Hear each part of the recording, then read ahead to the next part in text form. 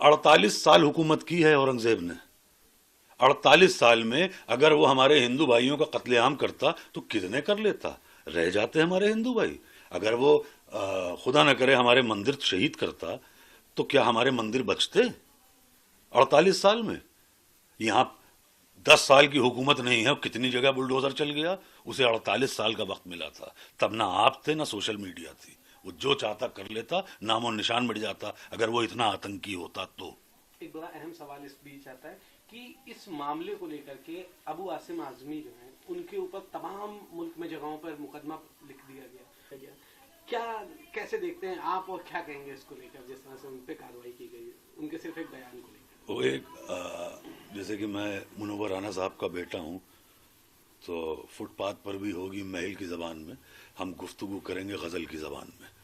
तो एक उस्ताद शायर का शेर है, उसमें गज़ल का एक मतला है कि जो इस हालात पे है अबू आसिम साहब पे, जो आप कह रहे हैं कि मुकदमे हुए और ये वो, तो उनका शेर है कि शायद ये ज़र्फ़ है हमारा जो खामोश हूँ अब तक, वरना तो तेरे ऐब भी मालूम है सारे, और हर जुर्म मेरी ज़ात से मंसूब है इतना, क्या मेरे सिवा शहर में मासूम है सारे। सिर्फ हम ही निशाना बनते हैं, हम तो कुछ भी कर दें बुरे हैं। भाई मैं कह रहा हूँ औरंगजेब खराब था, मैं कह रहा हूँ कि एक अच्छा भला आदमी वो था बहादुर शाह जफर, वो भी खराब था। हम मान लेते हैं अलाउद्दीन खिलजी भी खराब था, ये भी खराब निकले। बाद में ये जो और भी लोग आ गए सब खराब, हमारे माफिया बदमाश जो निकले, जो उनको जिताती रही पब्लिक, वो आज आसानी से घूम रही है, सब खराब। जब मेरे वालिद मुनव्वर राना खराब हो सकते हैं तो फिर तो ये लोग तो बहुत बुरे हुए हैं भाई। ये तो मतलब मेरे वालिद की क्या गलती थी? मेरे वालिद की ये गलती थी कि वो गोडसे के दौर में गांधीगिरी कर रहे थे। तो हमारा तो सिर्फ ये, हम तो ऊफ भी कर दें तो बहुत है। हम तो ये मतलब हमारा हाल इस वक्त ये है कि आप मेरा गला दबाइए और मेरी आंखें भी बाहर ना हो, कैसे मुमकिन है?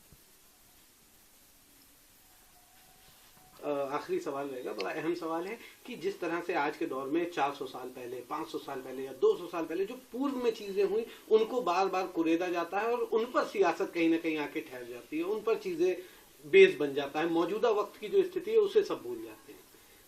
ये देखिए, ये तब होता है जब हमारे पास कोई नई उपलब्धि ना हो, तो जब हमने कुछ नया बड़ा अच्छा कुछ किया होता तो हम ऐसे माजी में नहीं जाते। माजी मतलब पास्ट में। उर्दू की बात आ गई तो अब जैसे भी हमारे यहाँ कहा गया कि उर्दू ज़बान ख़राब है।